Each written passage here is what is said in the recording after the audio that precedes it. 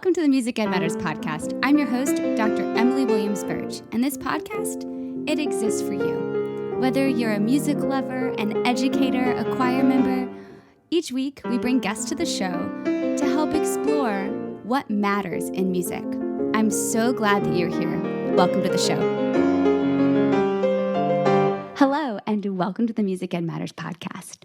My name is Dr. Emily Williams-Birch, and today you're going to hear from Dr. Andrew Minear. Dr. Minear has had a beautiful career in choral music, but he just took a leap into the most incredible new endeavor, also in choral music. And in this conversation today, we follow all of the amazing twists and turns of Dr. Minear's career, and you get to learn through those experiences. And if you have an idea, listen to this one. It will give you everything you need to take that leap of faith with that awesome idea you have in your head. We're talking to Dr. Minear about his new nonprofit community choir organization in Orlando called Orlando Sings. It was a really fun conversation and one that I've been really excited to get out to you. Dr. Minear could have talked about a million things today, but I've really tried to focus him on Orlando Sings and that really cool, beautiful organization because your community might need something like that. You might have an idea like Dr. Minear had. But you'll have to listen to the episode for all the good stuff. This episode is brought to you by our friends from the Patreon page. Check it out, patreon.com/musicedmatters. If you're not a Patreon fan, no big deal. Just like and review because that helps more people hear great stories like this one by Dr. Andrew Minear, Orlando Sings. Today on the Music Ed Matters podcast, we are talking to choral educator, entrepreneur, and my good friend, Andrew Minear. Hello. Hi.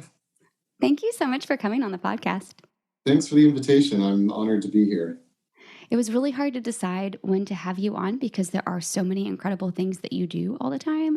And I think we've known each other for going on for a long time. It was like 09, 08. I was a grad student.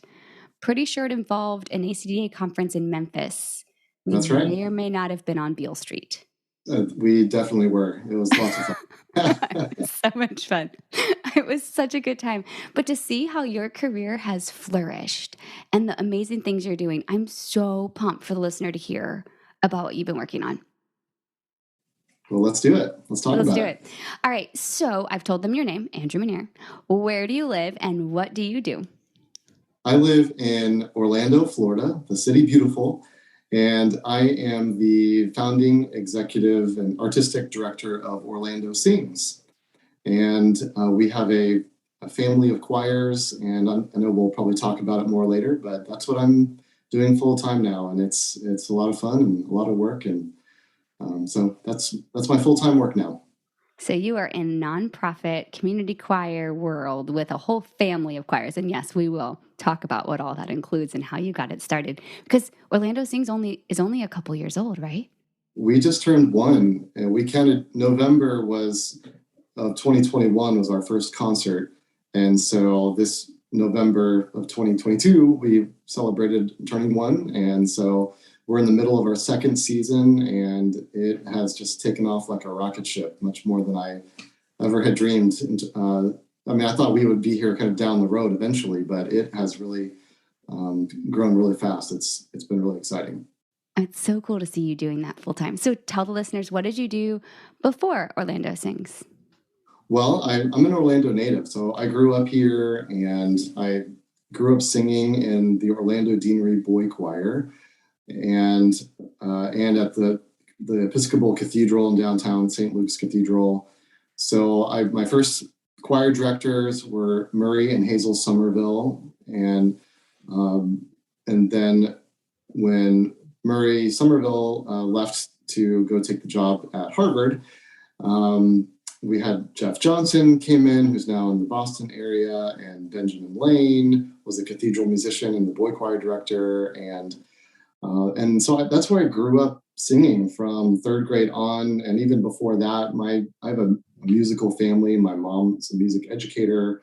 My dad is an artist, but played trumpet growing up in the band and sang in the church choir. And my brother before me was involved in music. And so that's where I really learned to read music, was singing hymns at church. And we're like the family that would every verse we'd all switch voice parts. And so I felt really cool once I got old enough that I could actually get down to the tenor part and then eventually the bass part.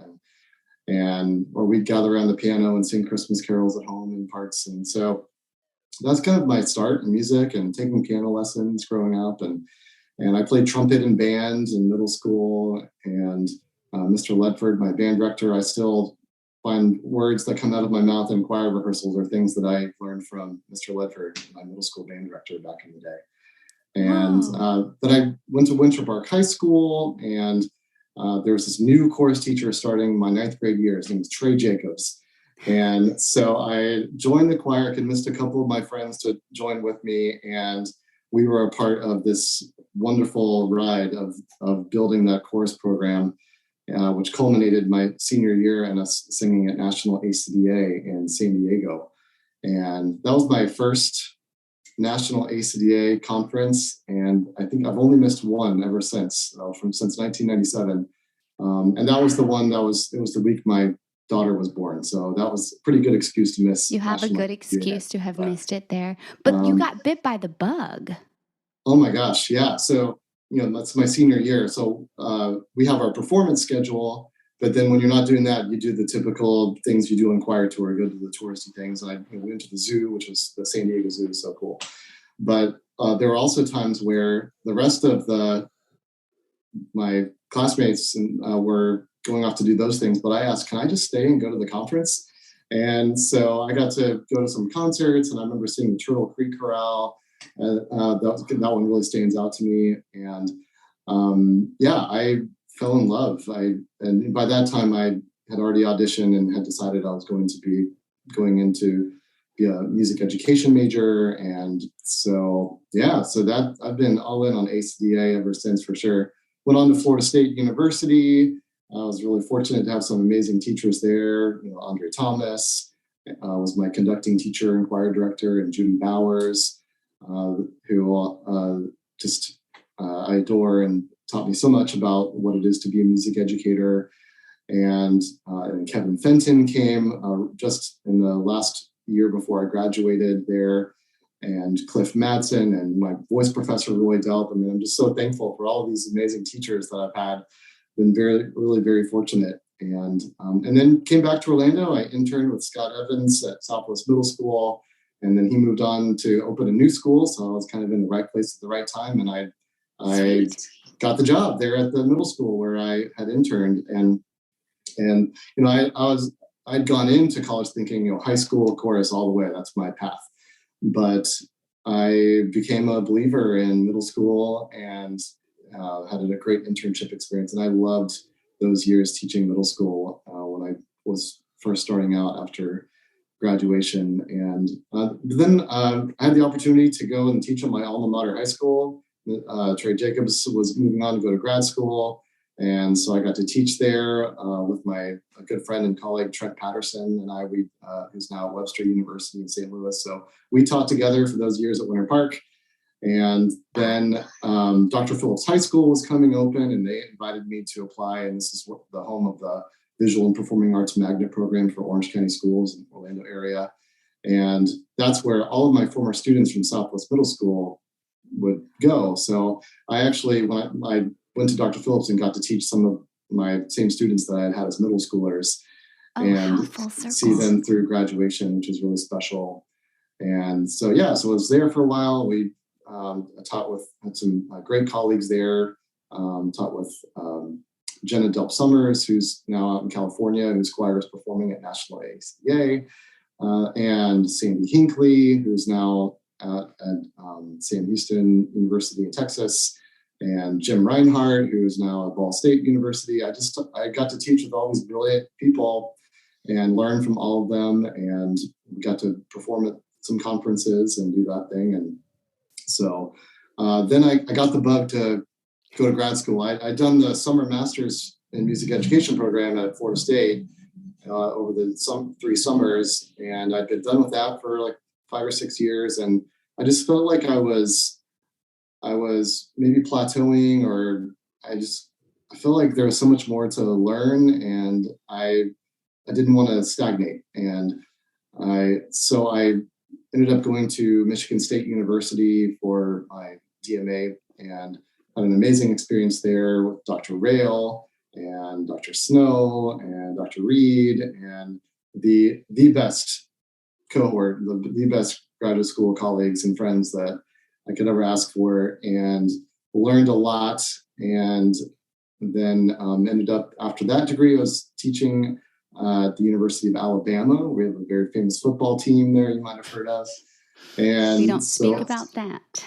Well, I'll always be a Florida State fan at heart. I mean, my parents met in the Marching Chiefs back in the '60s, so I grew up a Florida State fan. It's my destiny. So then so I was there for 4 years and got to teach graduate choral literature and conducting and all the stuff that I was hoping I'd get to do when I finished the doctoral degree. So I was really lucky. And then my late wife, Ashley, she got diagnosed with cancer. And so that was in December of 2019.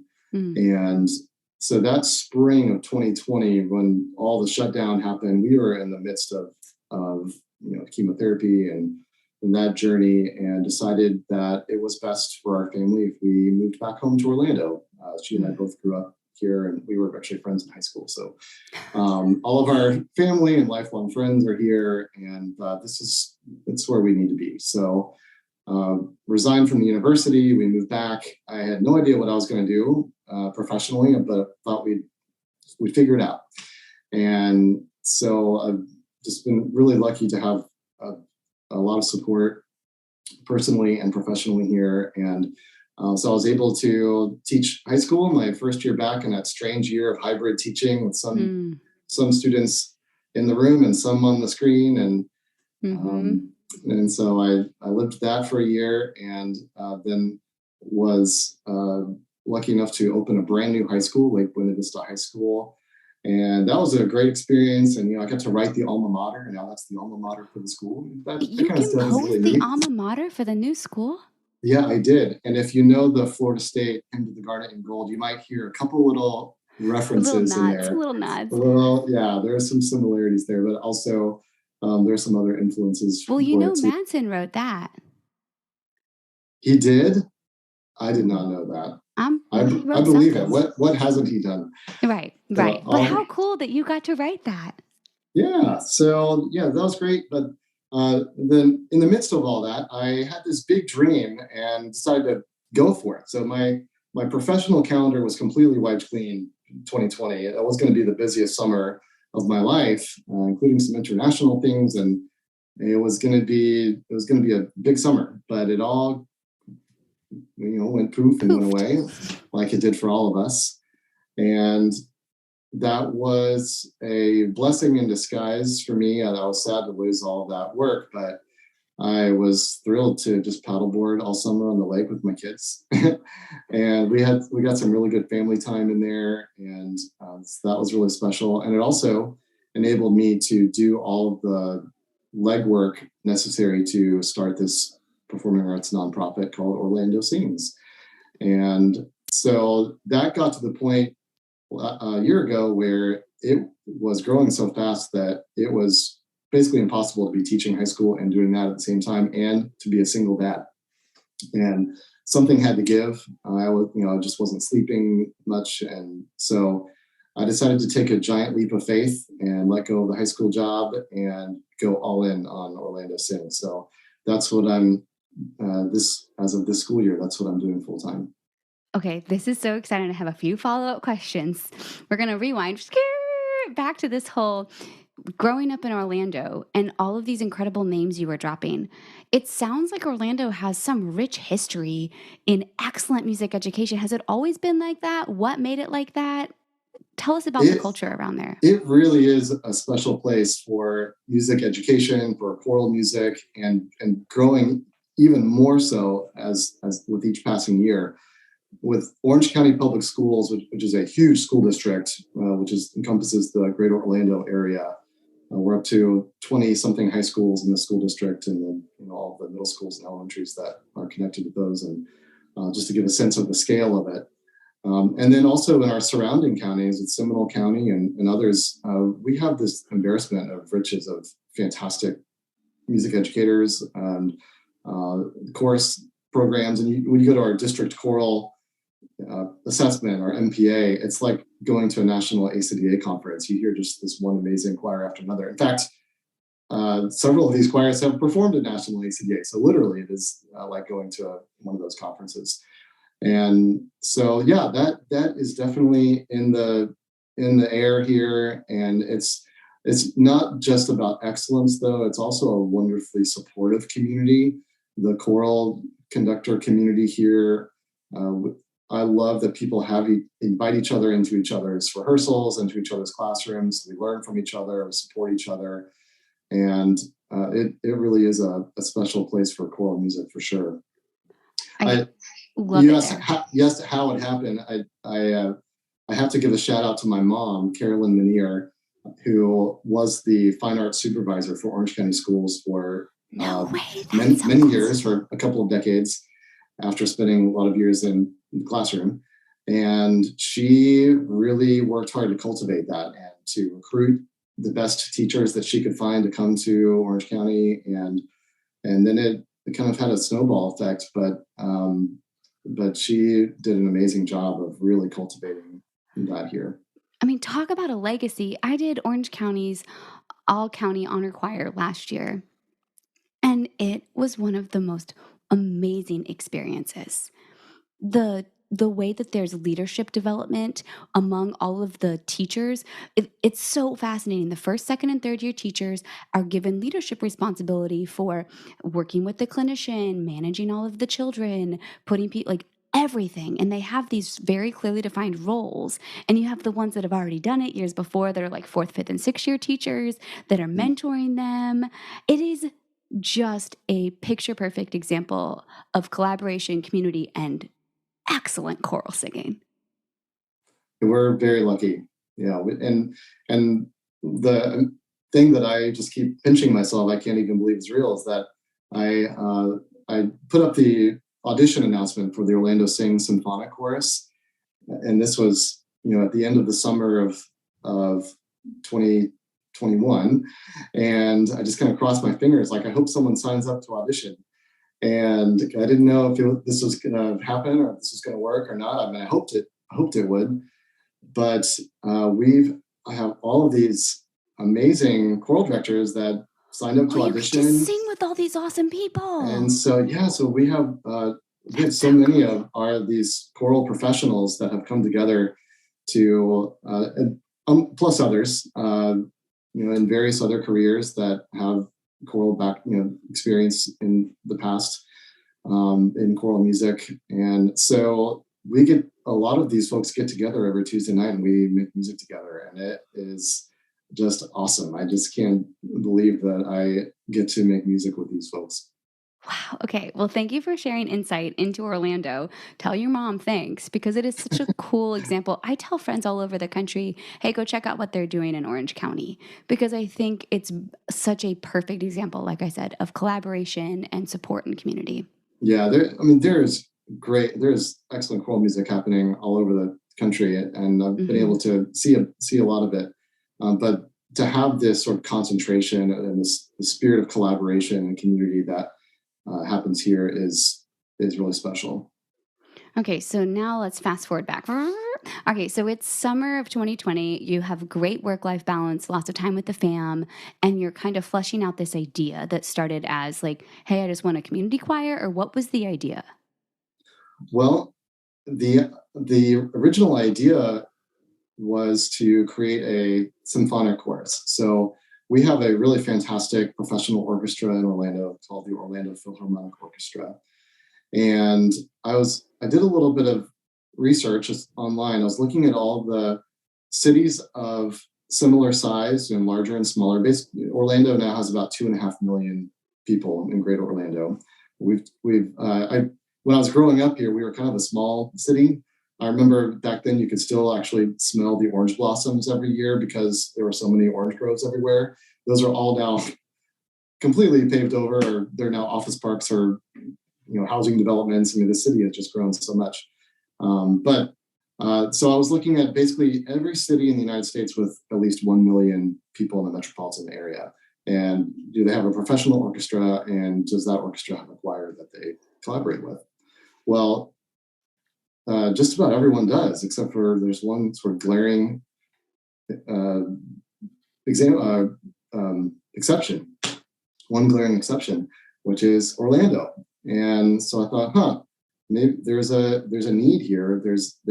Though we do have some really fantastic choirs in Orlando already for adults to sing in, and one thing that's really neat about that is that each choral group in Orlando has its own style, has its own repertoire, but I felt like there was this niche that there wasn't a group that was sort of planted in downtown Orlando that would be a natural partner for a professional orchestra. So that was kind of the initial idea. And then I have this tendency to dream really big. And I thought maybe there's something bigger here. And so I started to look at, okay, what are there other niches that we could, that are not being filled? Because I really don't want to step on anyone's toes. I don't want to try to duplicate what someone else is already doing here in Central Florida. But we also did not have a professional choir in Orlando outside of the Voices of Liberty, which perform at Epcot, and they're amazing. But we didn't have the only professional choir in Florida is Seraphic Fire, and based in Miami, and we don't have one in Central Florida. So I thought, well, maybe we'll do that too, and then I thought, well, if we're doing that, so maybe I should just structure this thing rather than as a one choir thing. I'll structure it as an umbrella. And so then I thought, well, if it's structured like that, then that gives us flexibility to kind of go whatever direction we decide to go, and see where there's interest, see what the needs are in the community, and have conversations with arts leaders in the community and find out what do they think that we need, and talk to other choral professionals and what's missing. What would you like to sing? What would you like to see happen? So that's how we structured it. I got together a board of directors. We did all the paperwork that goes along with that, and I got some support from some benefactors who believed in the mission, believed in the vision, and believed in me. Fortunately. And so that gave me the confidence to go ahead and post that audition announcement and make the website go live, and we're off to the races. So that initial group, I was hoping we could at least find 60 singers, and I really wanted it to be balanced if possible. But we were going to cap it at 80. Like if by some miracle we had 80 people show up to the audition, we couldn't have more than that because of COVID and 3 feet radius and all those precautions. And we ended up having like 130 people show up to the audition. Wow. And so we were able to go right out the gate with 80 singers, and with about 2/3 of them having at least one, if not two, music degrees, and balanced with 20 sopranos, 20 altos, 20 tenors, and 20 basses. What a dream. And amazing. And we formed the professional choir, which is called Solaria, named for the sun, because we are in the middle of the Sunshine State. And we have some fantastic singers, some of the finest vocalists in Central Florida and from beyond. We've brought in some people, but really focused on supporting locally based artists as much as possible. Part of the sort of the ground drive for all of this is also to cultivate Central Florida as a place where professional singers can have a career. And I hope that through the work that we're doing with Orlando Sings, that can be one maybe important part of someone's portfolio in their professional singing career. And so I'm really interested in, as much as possible, having this be Orlando's own professional choral organization, rather than the model where you fly in singers from all over the country. And that's a wonderful thing too. I'm a huge fan of all of those choirs that do that. But so we're trying to do something a little bit different here in that way. Then, so fast forward, we had our first season, which we can talk more about that if you want. But we did auditions for season 2, and I wanted to grow that big group to 100 singers. And we had just basically almost everyone came back. So we didn't have that many spots. And then we had over 100 new people audition for season 2. Holy smoke, there's a need. More choirs. I feel like you're about to say we started more choirs. That's right. Yeah. So, which just goes to show that, a lot of people were asking me before we launched, like, well, is there room for another choir in Orlando? Well, I think the fact that we have so many, and basically 95% of these people were not singing in any other choir. So these are all people that are adding choral music into their lives or back into their lives, which is really important to me. I really want for our choral community in Central Florida to be thriving, and for everyone's programs to be healthy and happy and thriving. And so I was really excited about that. And so, yeah, we had so many successful auditions, but not enough room for everyone. And so we thought, why are we going to turn all these people away? Let's start a new group. Of course, all of these, the singers we did not have room for are sopranos and altos primarily, right? And so we started an audition soprano alto choir, and that's called Harmonia. And Sandra Schaefer is our conductor for that group. She is wonderful and is just doing incredible work with them. And so they had their first performance this last November. We'll have their second one February, and then they'll have a third performance in May. And we have some big dreams for that group as well. And then we also this year started a senior singers, the Orlando Senior Singers, and we're meeting every week at a retirement community in downtown Orlando, high-rise retirement community. And so it's residents of that community plus others that are coming in, driving in. And that's just a joy-filled 75 minutes every week. And we're off to a great start. And they're going to have their first big public performance as a part of our Orlando Sings Choral Festival in May. And I can't wait for their debut for our audiences. And that's just a lot of fun every week with them. So we have other sort of outreach and education programs that are in the pipeline, that are in the works. And it just takes time to build all these things. And there's just one of me, and I have an incredible colleague, Sarah Purser, who is part-time on staff. And we have some incredible artistic staff and some wonderful volunteers. And it is truly a team effort to get this organization off the ground and to be really kind of firing on all cylinders right out the gate. It's really important to me that we, from day one, are operating as a highly professional organization, a serious big city downtown arts organization. And I'm really excited to already have been developing partnerships with the Orlando Philharmonic Orchestra. And we have some conversations going on right now with a partnership with the Orlando Museum of Art. And also with, I'm hoping that we have a thing that might work out with the ballet, with the Orlando Ballet. And we've had a lot of support from Opera Orlando, an incredible opera company here in Orlando. And so it really is truly a dream come true that all these things are happening, and these partnerships are happening, and these collaborations are in the works. And so, yeah, so that's what I'm working on all the time. It's never a dull moment. Okay, so I made a list of what you did. Like, you celebrated that you had an idea. You let it marinate. You chose to marinate on stand-up paddleboards with your fam. Then you did your research. You made sure there was a spot for that idea, but you didn't put that idea in a box. You made sure that there might be other niches that your idea could create. Then you talked to the community to make sure you were not just having a silo of ideas, that you were addressing a need. But then you said you found your supporters. Did you walk up to a friend at a coffee shop and be like, I got this idea, come support me? Well, no, actually, not exactly like that, but I did make some calls for some people I've known for a long time.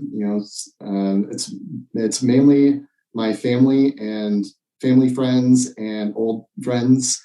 I've spent a lot of years teaching high school in Orlando, and so I had a lot of former like parent boosters that. Oh, that's smart. You're right. You had all those boosters and those, so you know who's the who to call and be like, hey, I got an idea. Can you underwrite it? Yeah, like let's go grab coffee. I'm back in town. Let's catch up. I have like my iPad with its little slideshow presentation about Orlando Sings. So I share about the vision and what we're doing now and what we hope to do in the future. And I kind of show this vision. And so, yeah, I've been really fortunate to have a lot of great support right out the gate. And then with each passing month, we're working on finding more. Okay, so I think this is super applicable because you've given us so many different careers in choral music. There's been the traditional school setting, there's been academic, you're talking right now about a business approach. There's obviously church music, which we haven't talked about. There's the portfolio career, which is kind of what I do. So I think we've already talked about a lot of these things, but it highlights all the possible things you can do in choral music education or whatever music education is. Here's my question for you. What is the trait that you use the most that you also used when in high school and college and middle school choir teaching? Number one, I think, is the energy, enthusiasm, passion. I know that passion is contagious. And when you can see it, when you can see what is possible, when you have this dream envisioned, and then you can share that dream and paint that picture for others and just know it, just believe it, then other people, I think, will be interested in being a part of that. They want to be on that journey with you when you are enthusiastic and optimistic and you just know you can make this happen. You can figure it out. And, it's a sort of one puzzle after another, this sort of starting an organization from scratch. There are 1,000 details to figure out. And that's another thing that's been a challenge for me too, is as much as I've wanted, like I said before, to like come out the gate, like fully operational, the reality is that we're building this airplane while we're flying it. Right. And so being okay with incrementalism and being okay that, okay, well, this week I wanted all these things to get done, but I didn't get all those done, but I did get this thing done, and that was important. And that's okay. So that's progress, and not getting discouraged when you come up against roadblocks or you come up against problems that you didn't anticipate, and you just kind of figure out, okay, what's the workaround here, or how can we work? Sometimes there's no way around it. You just have to work through it, or change directions, or be flexible. And so, but I think the number one thing too, and it was the same thing with teaching middle school and working towards MPA, right? And I've chosen this music, and one of these pieces is a little bit of a stretch. It's just right out here, and we're going to have to really work hard to get that piece ready to rock in a couple of months. But you see it, and I think back to in my conducting class with Andre Thomas at FSU, and Dr. Thomas put on the board, he wrote FP minus AP equals T or R. I can't remember which one it was. So fantasy performance, right? You have to have in your mind where you're going. What do you want this to sound like when you get there? What's your artistic vision? Minus AP, the actual performance, that's what it actually sounds like at the moment. And the difference between those things equals T, what you need to teach, or R, rehearse. And that's so good.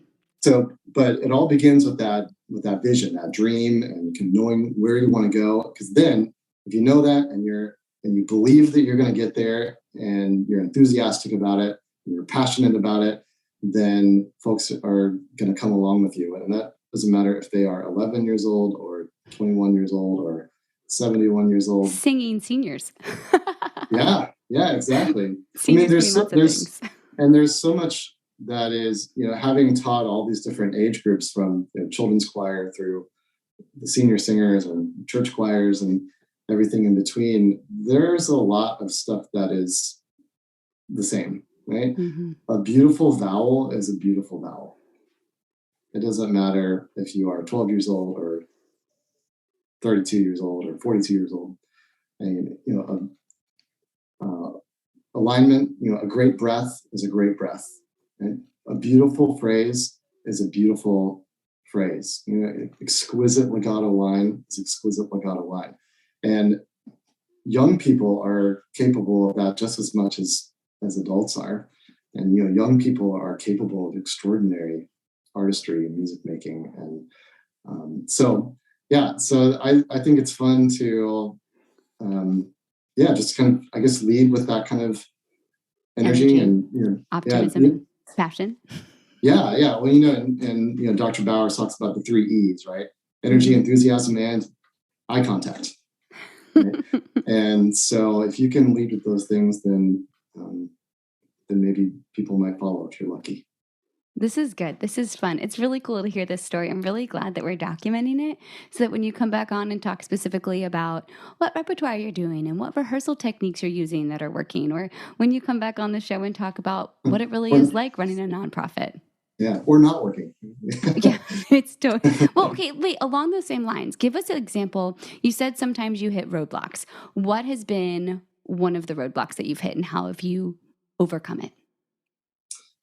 Gosh, well, there are a lot of roadblocks. I mean, one thing that comes to mind that is sort of broadly applicable maybe is structuring time. And setting priorities, right? So you have all of these things that we need to accomplish.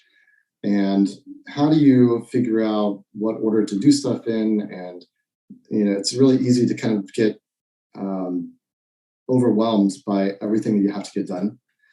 And then there are some mornings where this is true of all my years in the classroom too, where I think, oh my gosh, I have all these things to get done and no time to do it because I'm teaching all day long. And my planning period is not even enough time to even read all the emails I've got, much less respond to all of them. So that's sort of a broad problem. That's not specific to my work today, but that's just sort of a lifelong thing, is figuring out, like, how do you decide what to do next? And so, I've started using a bullet journal, which is really helpful. It's sort of both for organizing, but also it's kind of a mindfulness practice. The best part about the bullet journal is at the end of the week and at the end of the month and at various periods, you have to decide to look at the things that you had on your list to get done. And then you have to decide, okay, am I going to transfer that thing? So I didn't get it done this week. Am I going to put it into the list for next week? Or is that not going to happen? Maybe I need to put that into the Sunday log. Like, I still want to do that, but it's not going to happen this week or this month. So I'm going to put that in the Sunday log. Or that is going to happen soon. It's not going to happen this month, but I think I'm going to put it in next month's list, but not next week. So you don't lose it. So you don't lose it.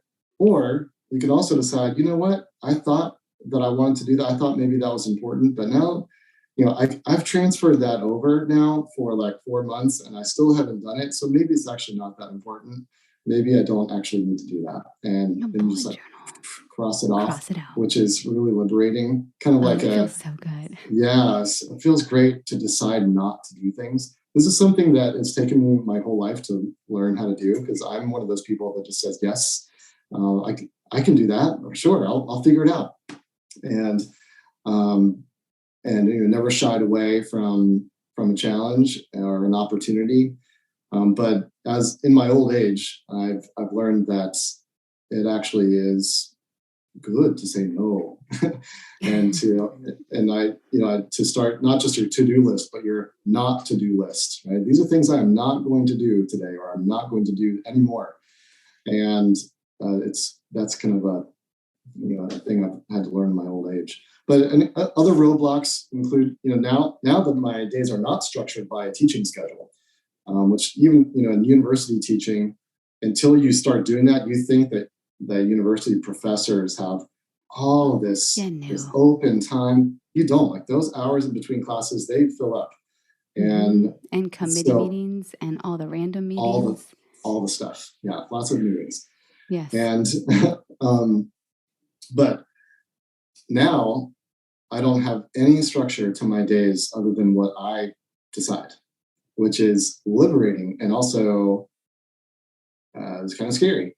And so what I've had to do is so that I don't just sit down at my desk in the morning and just kind of spin my wheels with like a little bit of this, a little bit of that kind of scattershot, or rather than having my email inbox dictate what my priorities are for that day, I have developed a schedule that's sort of like an academic schedule. So like first period, I'll do this, second period, I'll work on this, third period, I'll do that. It's not exactly, 50-minute periods, because I also have purposely scheduled like some 2 to 3 hour blocks to do some deep work, sort of artistic planning, kind of that kind of big picture thinking kind of work that just requires long trains of thought, which I can't believe how lucky I am that I actually get to do that. I get to have those hours to do that. You have to have those. Have you read Deep Work by Cal Newport? Oh yeah, it's that book is life-changing. Everyone should read that book, and yes. Even if your days are structured in 7 periods, and it's not realistic maybe to have a long 2 or 3 hour stretch of time, there are strategies in that book that can work for you too. Because I read that book when I was teaching full time, and I was able to apply a lot of that right off the bat. So yeah, so that's kind of how I've made it work, and that way I make sure that by the end of the week I've at least touched on all the different areas of things I need to touch on, and make sure that I'm making that incremental progress, at least a little bit at a time each week.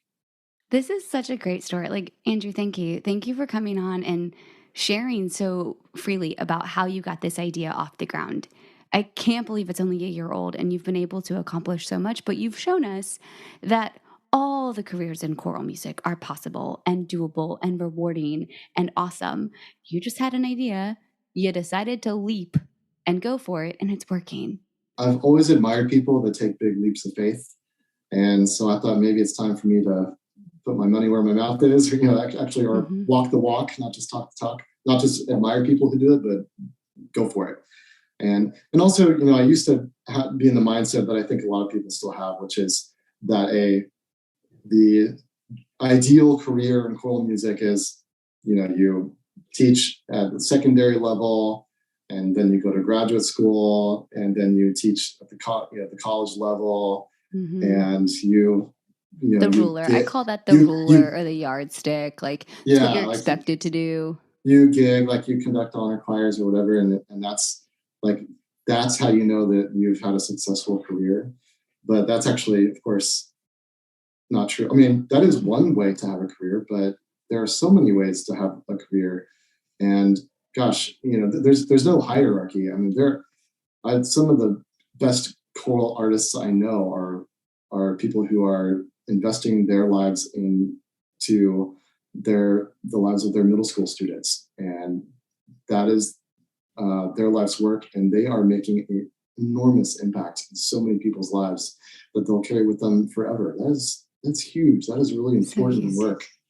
And so whatever that is, whether it's in church music or elementary or high school or college or in community choir work or whatever it is, all of us in choral music know the power of choral music. We all know how it changes people's lives for the better and helps us to live the examined life and to become more fully ourselves, and to give us those moments of flow, of those unifying experiences where every part of you, every molecule of your being is right there in that moment, in that place. And it's the Helen Kemp's famous quote: the body, mind, spirit, voice, it takes the whole person to sing and rejoice. Right? When we can create those moments for people to step out of the everyday life, the everyday sort of routines and stresses, and we create this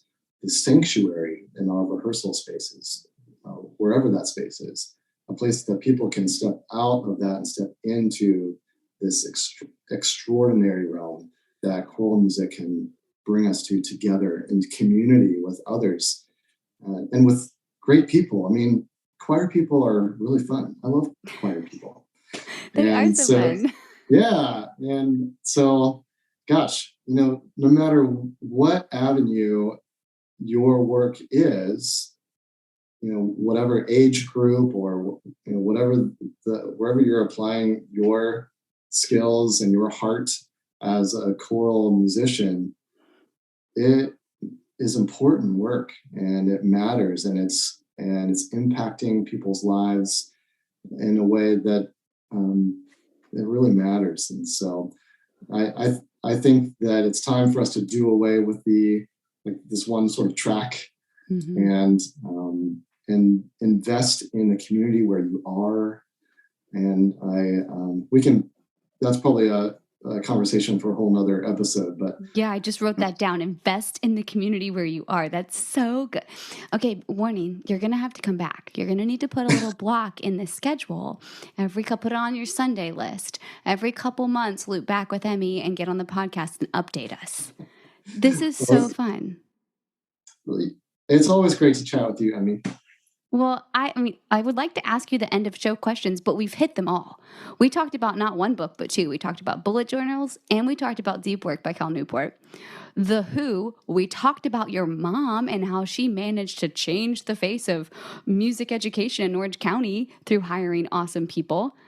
We talked about Orlando Sings, which is the organization to highlight. And you've given us so many things that matter. Last question for this episode. What's the one thing that really matters that you want the listener to walk away from this episode with? Well, I would say to always be learning and growing and reading and surrounding yourself with amazing people and learning, just be a sponge and learn everything you can and never settle. And because when you do that, there's just so many possibilities, or you learn about maybe possibilities you didn't even know existed before. And whether that is, one thing that comes to mind is about repertoire, right? So I'm on deadline for several programs that are due right now for next year, both for Orlando Sings, but also for several honor choir things. And so I'm scouring the internet, and just today I learned about 4 composers that I'd never heard of before, and I'm checking out their website and some music clips. I'm like, oh my gosh, this is really good, and I want to conduct that, and I want to share this music with my community. This is amazing. And so, stay curious, keep exploring, and keep growing your world, and asking people that you admire and respect for their input and ideas. And so there's Perfect. something. Yes. And then if nothing else, jump with your idea, go take a leap of faith and see what happens. I mean, that's so cool too. Absolutely. Yeah, because sometimes it's not a good idea. I've had a lot of ideas that I thought were a good idea at the time, and it didn't work out how I thought, but that's okay, because that's a way that we learn too, right? We learn what works, we learn what doesn't work, and that's important. That's really important learning too, and that's okay. You can't beat yourself up when those things happen. At least you gave it a shot. Oh, thank you, Andrew. This will not be your only time on the show, so go ahead, grab that bullet journal. I'll make sure you do that afterwards. We'll put it on maybe not the someday, we'll put it sometime later this year. We'll assign a month to it.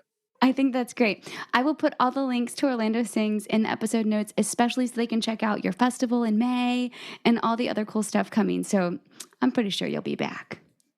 Sounds great. Thank you so much. It's been great to chat with you. Okay, what did you learn? Stay curious, explore, keep exploring, take the leap, do the thing.